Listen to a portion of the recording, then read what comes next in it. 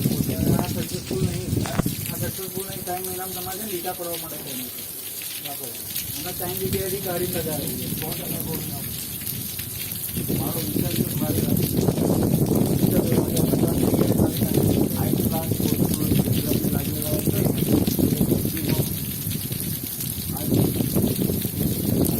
પાઇપો ઉપર પાણી ના પડે તો પાઇપો કટાઈ જાય અને પાઇપો ગરમ થાય એટલે બદલી જાય એટલે ઓટોમેટિક ત્યારે હોલ થવાના ચાલુ થાય.